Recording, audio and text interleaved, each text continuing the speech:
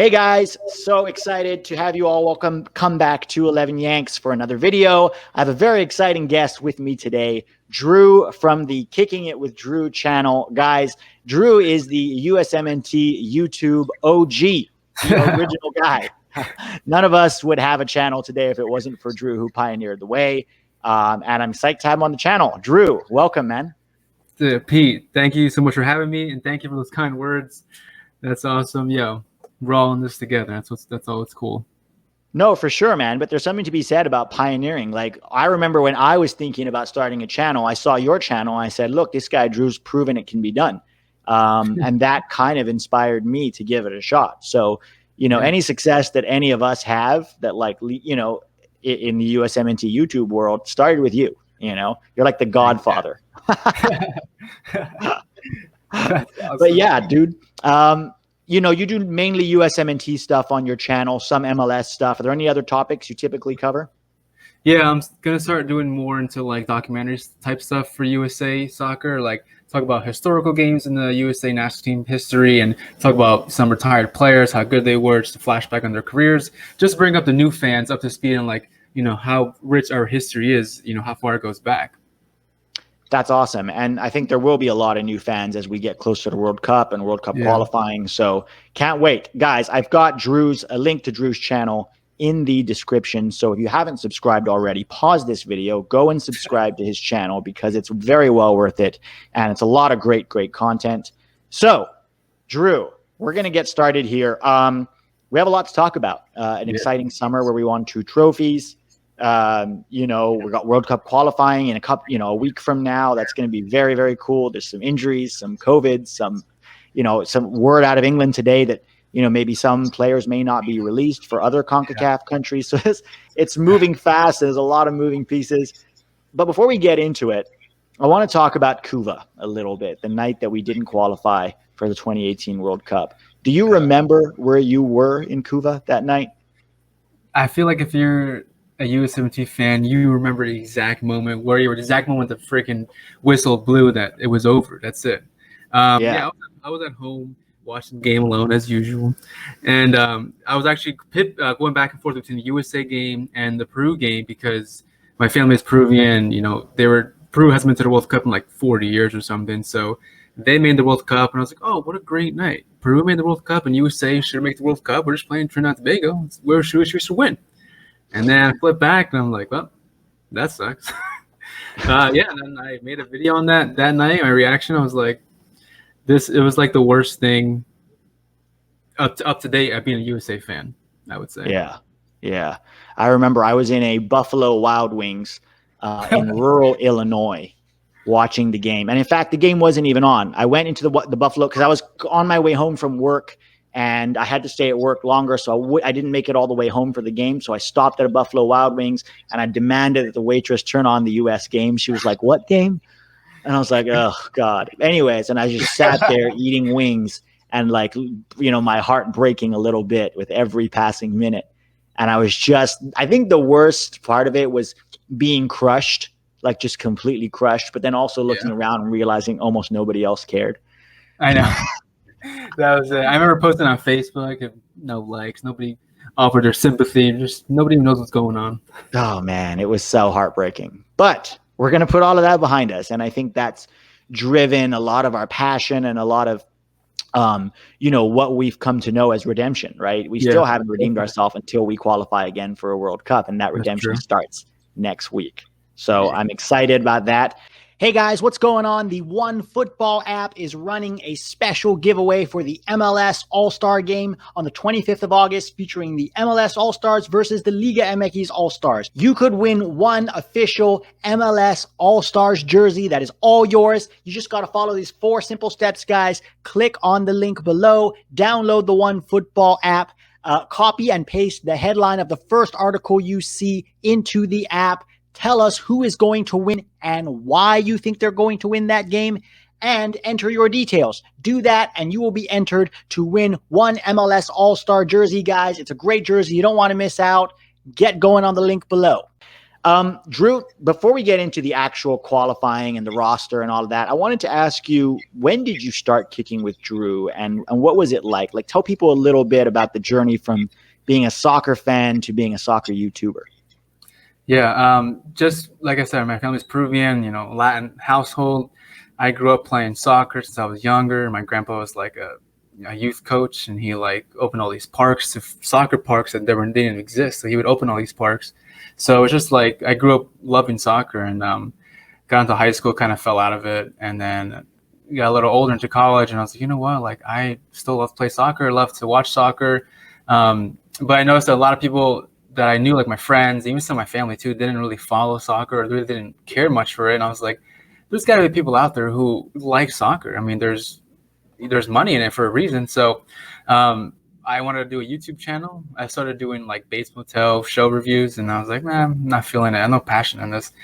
And then I got into soccer in general, and I was like, I started off at regular soccer, and then it kind of just right after COVID, actually, I was like, all right, let's just do USA soccer. And then from there, I just it taught me more about MLS in general. It taught me more about USA soccer and all the younger players coming up. And then I saw some people watch my videos, and I was like, wow, people are actually watching this video about me talking about USA soccer. I was like, see, and I just wanted to build like a little community where I could talk about what I feel about the game or game I'm watching or certain players, and people know what I'm talking about. So and they kind of just snowballed from there. That's awesome, man. That's very cool. And I can't wait to see some of your next videos, particularly the stuff you talked about with doing more documentary style videos, bringing fans up to date on our history, on our past, because we have a lot to be proud of in our history, right? Yeah, I think a lot of people forget about that stuff. Yeah. Yeah. What was the first ever USMNT World Cup you watched? Was it 2010? Yeah, 2010 that I can remember. I remember, upstairs my mom screaming watching the game. It was actually the game against Ghana. They won the round of 16 when we got knocked out. Yeah. And I was like, man. And then from there, I just started following the team more closely. And that was it. I was hooked. That's awesome, dude. Okay. So we got World Cup qualifying now coming up. And there's still, a lot of the positions in the team have sort of more or less seem definite. For example, Serginho Dest is our first choice right back or left back, wherever we play him, right? Mm-hmm. John Brooks is clearly our left starting center back. But there are some positions that I wanted to talk about because they're not as clear and they're still the subject of much debate. So I thought we could go over these couple of positions. The first one being goalkeeper, right? It was Zach Steffen. And for many people, maybe it still is Zach Steffen. Yeah. But certainly he's got competition now from the likes of Ethan Horvath and Matt Turner, based on this summer's performances. Where do you rank our three goalkeepers? Or, if you got somebody else in mind who you want to throw into the mix. Who's your starting number one? My starting number one for a while now, for like the last year or year and a half, was Zach Steffen. But watching Matt Turner in the Gold Cup, especially in the finals, it's just, he's put in some pretty good saves that, as a Zach Steffen stand, I'm like, I don't know if Zach Steffen could have saved that. Sometimes I doubt Zach Steffen because I don't see him play as much for his team, Man City, and I don't see him play as much for USA. But I don't know. I think it can go either way for me. I think those two are tied for first, and Ethan Horvath second. I know Ethan Horvath had a big Mexico game in the Nations League, but I need to see more of him like outside of like a penalty save and stuff like that. Yeah. I don't know if it's possible to turn up your volume on the mic a teeny bit. Your voice is a little quiet, or bring it mic a little closer or something, just to people let me know in the comments when sound is not as say something. Yep. Yeah, that's way better. Much better. Right. Thanks. So, I'm with you on Steffen. I think the problem with Steffen that we've seen is him be a little erratic over the last year with Manchester City and also limited data sets, right? We also have him and, against Honduras in that semifinal coming out for that ball and whiffing on it. And Sargent had to rescue him with that beautiful back header. And then, it's definitely made us question. I think I'd still go Ethan Horvath right now as my starter. I just think he offers the most in terms of, I think he combines Matt Turner's shot stopping with Zach Steffen's ability with his feet. He played a second game today. I didn't get to watch it for Nottingham Forest. I think he's going to claim the number one jersey. But the truth is, I'd be fine with any of those three starting. Like whoever Greg starts in El Salvador, I'm not going to have an issue with it. I think. I expect a good performance from all of them, and I'd expect them. Yeah, I'm fine with the other one I'm starting. They're all good. Yeah. Cool. All right. The next one that I wanted to get into is center backs. So, there's some clarity with the center backs, but there's still considerable debate. Who should partner John Brooks? Who the subs should be? Should John Brooks even start? If you disagree, feel free to say that. What are your, your top 5 center backs in order? Top 5. I think everybody, John Brooks, number 1. I would say Chris Richards as number 2. I know we haven't seen him much for the USA, but he played good for Hoffenheim. He's not going to get many games for Bayern because he's got 2 other pretty good center backs ahead of him, so you can't really blame him for that. But it has to go Brooks, Richards. See, this one gets kind of like mixed match. I would say maybe Mark McKenzie, Miles Robinson, Matt Miazga. Okay. I'm pretty close with you on that. I think Brooks is 1 for me. Richards is 2. I think Robinson would be my 3rd. Okay. And then McKenzie my 4th, followed by Miazga. So I think we're pretty close on that one. Same 5 dudes. Same 5, yeah. Walker Zimmerman, I guess, would be the next one that's sort of with a challenge there to be, 5 or 6 or whatever. But let's see, let's see how it goes the rest of the season with him. He had a strong first 2 games in the Gold Cup, and it's a shame we didn't get to see more of him against some tougher opposition. Yeah, he wasn't too bad. I know a lot of people gave him he got a lot of stick from being on the roster, but I think he did his part during that tournament when he was playing. What impressed me about Zimmerman, despite limited minutes that he had, was his distribution. I thought he was really good at stepping into midfield and sort of taking over playmaking abilities when our midfield failed, and I didn't know he had that in his locker. So I was one of those people. I wasn't against him being on the roster because of the lack of other options. Yeah. But I think he grew in my estimation, shall we say, during the Gold Cup. Yeah, I would agree. Okay, the next one is the dual 8. So we know Greg likes to play 4-3-3 with dual 8s. And, we have a lot of guys who can play as a dual 8. What are your top 5 or 6 dual 8s, for that position? See, this is where my soccer knowledge comes fuzzy. I always mix up dual 8s and dual 6. So I'm going to let you go first, just to make sure I have the right players in my head. So I think it's no secret. Anybody who watches my videos know I'm a big fan of Gio Reyna playing centrally. And now we're finally starting to see that with Dortmund this year. Yeah. So that's really cool. He's still a guy who, whether you want him to play dual 8s or as an attacking 10 in a 4-2-3-1, I know that Greg likes playing dual 8s, but I still think, he can do that. So him and McKennie are my first 2, Weston McKennie and Gio Reyna. After that, I have Yunus Musa and Brendan Aronson. I do believe Brendan Aronson can play more centrally. And then I have Luca De La Torre and Julian Green. Those are my top 6 dual 8. All right. So so those kind of dudes. Yeah, definitely. Yunus Musa is up there for me. Weston McKennie, Gio Reyna, I agree with you. Should have played down in the middle rather than on the wings. Same with Brendan Aronson. I know he's been playing on the wings, right, when he's under Berhalter, but I do like him down the middle. That's where he was best at when he was in MLS with the Union. Yeah. I like Julian Green too. I think he deserves another chance to really kind of shine and kind of like see how he's matured as a player and kind of be brought into the team. Yeah, Luca De La Torre too. I guess I'll put that on there. All right, so we have a lot of the similar guys then. I haven't watched too many Luca games, but I know he's someone he's like a crowd favorite right now. He's very technical. I think that's what people like about him. We haven't always seen the most technical midfields in the setup that tend to be more athletic. But I think you need a good complement. Like if you have McKennie and Adams, who are don't get me wrong, they're technical too, but they provide a lot of the all-action, defensive work and the box-to-box work that, we're looking for. Then you want to add a more technical player in there as well. And I think that's, something De La Torre can do. Okay, forward now, probably the most hotly contested one because you can really only have one in Craig's system. Yeah. For playing a center forward, who are your top, say, your top 5 again? Top 5. Oh man, see, like this, and then you're right. This is so controversial. Everybody has a different number 1, and I feel like if one of these guys has a good game, that's it. They're number 1. Yes. But I like Josh Sargent a lot. Okay, I know he provides a lot of defensive work, a lot of creativity work, and like he really works. He's a workhorse up there. I know he's not scoring many goals recently, especially for the USA, but I don't know. Like I have to keep him at number 1, Daryl DK number 2, Jordan Ciabachu number 3. I'm trying to think. I'm trying to blank right now. Definitely not Josie Altidore. Ricardo Pepe's looking good recently too in MLS. I want to see what he can offer us, but I don't know where he would stand against these other guys. But that's it for me. Okay. What do you think?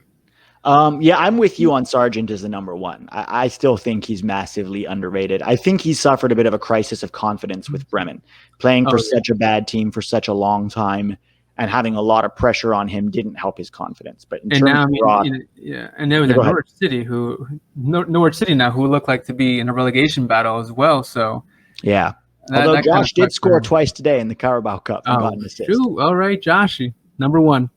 So, and people say, but he's playing against a championship team. Hey, Daryl DK was scoring goals for a championship team against championship teams. Yeah, people were going crazy for him. The American Messi or whatever. So, I'm with you on Sargent for sure. I'd have Hoppy as my number 2. We haven't been able to see him as a forward.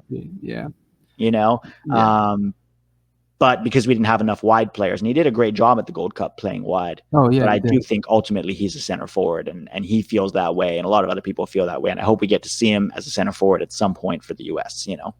Yeah, he's got like that that Clint Dempsey attitude. Like he was really I was impressed with the way he was so aggressive, he was so tough. He didn't want to come off the game. He wanted to keep playing. I was like, we need more guys like this who just want to give everything and just go until they pass out. No, he has cojones. That's what I like about him. He doesn't take a lot of shit from the opponents or the rest. And for CONCACAF qualifying, we're gonna need a guy like that definitely. Yeah, I have a bit of a surprise for my number 3, and that's Nico Gioacchini. I think he's a guy who, again, for the US has played wide a lot, just by virtue of us having options, up front, and maybe not always having wide options, but. He's got 3 goals and 2 assists for the U.S. in about 5 appearances. So I think he's a guy who's more of a center forward. When he played center forward in his, I think it was his second cap against Panama, he scored 2 goals. Yeah. He would be my 3rd choice. After that, it's just PK and PFOC for me are very similar type of players. And then Zardes after that. Pepe, Pepe, I'm a huge fan of Ricardo Pepe. I'd probably put him over Zardes. He's good right now. I want to see more. I want to see more of him in the future. Yeah, and he's a guy that we cannot afford to lose to Mexico. We can't keep losing these dual national battles. No, I'd rather have a big death pool than have just a slim death pool. If we can't have Ricardo Pepi and a world qualifier, well, it's all right because we just have a big death pool of talent for the USA, and that's what I want for us. Yeah. All right, so that rounds up our depth chart. A lot of the other options on the wing are very, I don't want to say set in stone, but a little more obvious. Let's get into this round of World Cup qualifying. Roster drops soon. We don't know who's going to be there. But overall, 1 game at home, 2 games away. What do you expect from this camp, this 3-game window? So we're playing El Salvador, Canada, and Honduras, correct? Yeah. I expect to win all these games with the way we're hyping our players up, the way the places that our players are playing at, the leagues are at. But a lot of them are unexperienced in a CONCACAF qualifier. They're unexperienced with the way it's different than the Gold Cup. These teams are bringing their A team because they want to go to the World Cup. It's gonna be a lot tougher, a lot more aggressive, a lot more CONCACAFing going to be going on. Yeah. But I expect 3 points, but I think we're going to drop points here and there. We might drop some against Canada, perhaps, or even Honduras. Out of all these teams, you don't know. Going back to Trinidad and Tobago, you don't know who could cause an upset. But I expect to drop a point or 2. So 2 points or even lose a game. But I expect us to do well overall. I'm with you on that. I think it's possible, especially in the first camp. I think that 9 is ideal. 7 points is acceptable. If we end up drawing away to Honduras, but we win our other 2 games, that's okay. Any less than 7, not ideal in my opinion. We need to start strong because these are our easier games. There's no Jamaica in there. There's no Mexico. It's not Canada away. So I think we have to at least get 7 points from these 3 games in order to start Definitely. strong. Especially because, if you look at our starting lineup, 8 out of the 11 are Champions League players. I don't think you can. Yes, maybe we don't have as much CONCACAF experience, but there's a lot more quality in the USMNT than we've ever had before. That's true. And that plays a role, certainly. At least it should.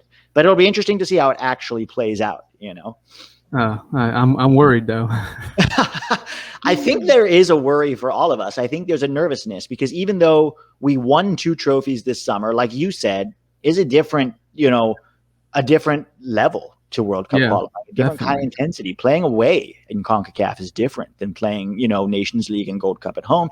And also, even in Nations League and Gold Cup, although we did win, we were never dominant. We never, very few. The only game I remember where we really looked dominant was Martinique. Everybody else, we kind of struggled and sort of won by a goal here and there. Yeah, just a slim win. Very slim margins. So I think we are all nervous, right? And it'll be, that's why I think starting strong will do a lot towards settling people's nerves. If you had to guess, which team are we going to drop points against in this window? So, Canada was at home. You're right. I didn't know Honduras was away. Yeah. It would probably be Honduras. That would be my guess, too. I feel like that's just there's always some trouble with Honduras, I feel like. Yeah, they're tough. Playing at the San Sula is hard, Yeah. And although I will say their best player is injured. He's not in the camp. What's his name? Who plays for Boa Vista?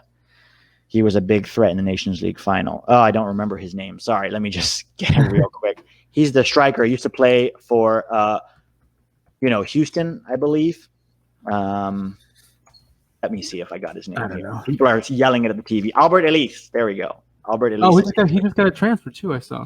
Yeah, but he's injured, so he's not there. They will have Choco Lozano. They will have a couple of the other guys who will be there. So it'll be interesting to see how that goes. But yeah, I'm nervous too. I don't really know who. I don't know who we're going to drop against, but it would not surprise me to get a draw in one of the away games, either El Salvador or Honduras. That's true. Last question, just to sort of wrap it up. You're Greg Berhalter. You're facing El Salvador in the opening game. Assume that Christian Pulisic is healthy. Who do you start? What's your starting 11 for El Salvador? Okay, assuming Pulisic is healthy and everybody's healthy too. Everybody's good to everyone. Go. Well, I mean, as of right now, we know Areola and Zardes are not there. That much we know for sure. I don't know about PFOC. So assume PFOC is healthy as well. Okay. Doesn't change anything anyway. Okay. I'm going to go with Zach Steffen in goal. Okay. I'm going to go with DeAndre Yedlin as my right back. Des as my left back, just because Yedlin has more CONCACAF experience right now. Mm-hmm. John Brooks and Richards as my center backs. I want to see how they are together. Midfield, typical midfield of Weston McKennie, Tyler Adams as my 6, Giovanni Reina, Pulisic as my left winger, Josh Charge as my striker, and Timothy Weah as my right winger. That's amazing. I'm almost exactly the same as you. I would switch out Ethan Horvath for Zach Steffen. I'm sorry, maybe I missed it. Did you say Dest and Robinson as the fullbacks? No, I said Dest and Yedlin. Yedlin. Oh, okay. I don't hate that. I'd go with that. Probably I would play Dest on the right just because I think on the left he's a bit more of a defensive liability, and that space between him and Brooks can be exploited, and we saw that a bit in Nations League. So I'm very close to you with just those 2 exceptions. I'd have Anthony Robinson and Dest as my fullbacks, and then Horvath in goal. But as far as the midfield and attack goes, we're almost simpatico. I think that's the way everybody wants to see it. And I hope we actually finally get to see it lined up like that. That would be awesome. Would be amazing. And even if it doesn't all click right away, I'm okay with that. Like if Giorena plays in the middle and he doesn't blow it up in the first game, he's 18 years old. I'd say be patient, give him time. We know he can play that position for Dortmund. Yeah. If we're willing to give guys like Roldan and Leggett and Acosta 20, 30, 40 caps, we can be patient with the 18-year-olds too. That's how especially their first World Cup qualifier. Yeah. So. Yeah. Cool, man. Well, this is really awesome to have you on. It's been long overdue. I can't wait to see what other videos you're going to be coming out with. Guys, one more time, if you haven't already, go subscribe to Drew. Kicking It with Drew. The description is the channel link is in the description below. Drew, thanks so much for coming on, man. This was awesome. Let's do it again soon. Yeah, man, that was just fun. I gotta have you on the Kicking It with Drew channel soon too. Yeah, I'd love to. Anytime, man. Anytime. All right, that's awesome. All right, dude. You have a great one. I'll talk to you soon. You too, man. I'll see you.